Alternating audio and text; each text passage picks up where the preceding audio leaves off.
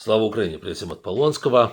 В то время как Трамп рассказывает какую-то невообразимую чушь, выглядя, знаете, комиком из стендапа, а это точно вот выглядит именно так, о том, как все целуют его задницу и как десятки лидеров государств звонят ему, чтобы сделать хороший дил, сделать сделку с Трампом по поводу тарифов, которые ввел Трамп против этих государств. На самом деле те, кто является платежеспособным, и те, кто действительно с Америкой имели самые глубокие экономические связи на гигантские суммы, я имею в виду Китай и Евросоюз, эти вводят ответные санкции. Вот, собственно говоря, и все.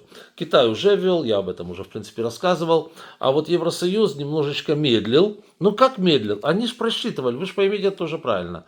В отличие от Трампа, который пользуется предсказаниями от ну, как говорит по словам Илона Маска, это не мои слова, от человека, который тупее мешка с кирпичами, то есть от Питера Навара. Так вот, Трамп пользуется полностью его предсказаниями и его, как говорится, шаманизмом. Это же у него экономический эксперт такого уровня, о котором даже Маск говорит то, что говорит.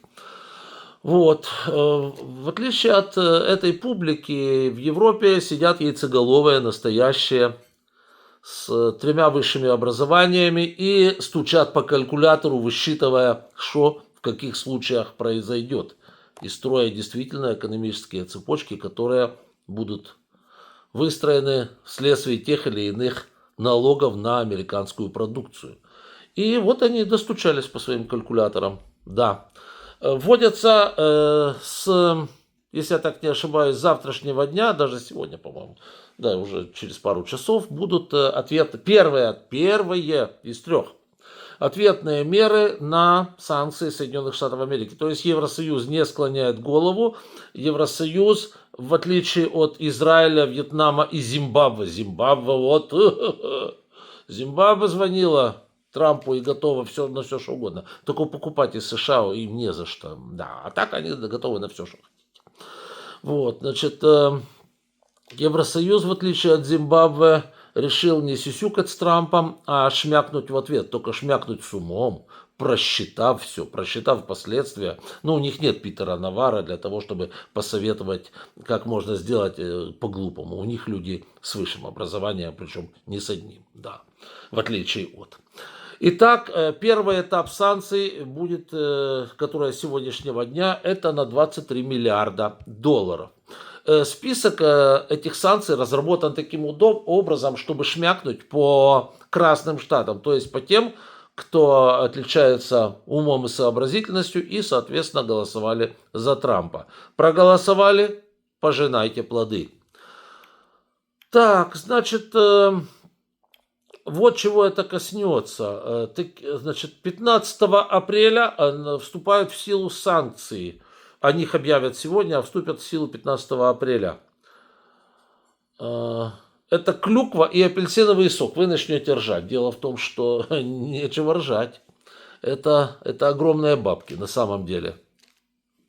Огромные бабки. И Европа импортировала из Соединенных Штатов, как видите, 23 миллиарда долларов. Вот. Нормально, да? Клюква и апельсиновый сок. 60%, а теперь откуда же это все? 60% производства клюквы в Штатах сосредоточено в штате Висконсин, а 80% апельсинового сока поступает из Флориды.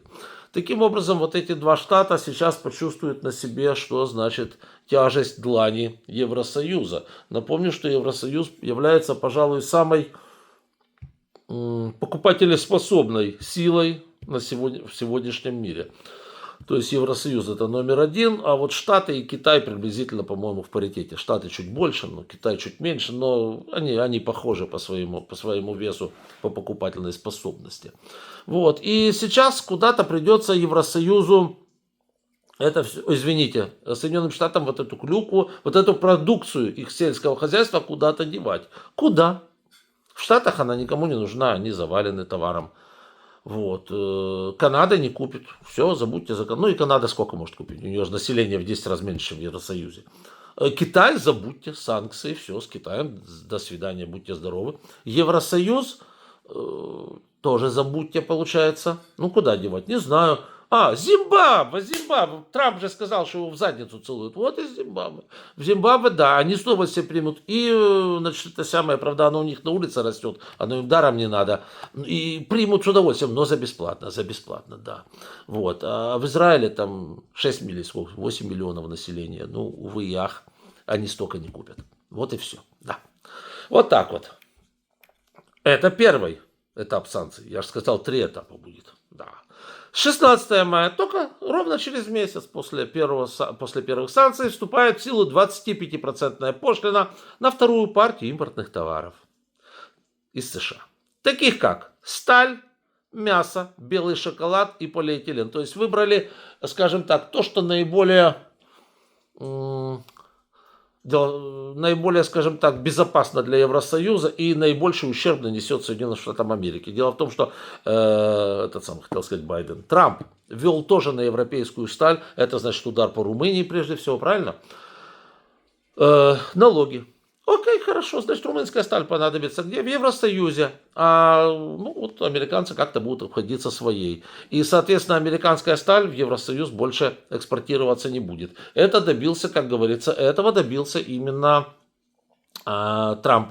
Вот. И будет еще 3-й этап, если вы не сомневаетесь в этом. С 1 декабря вступает в силу 25% пошлина на такие товары, как миндаль и соевые бобы.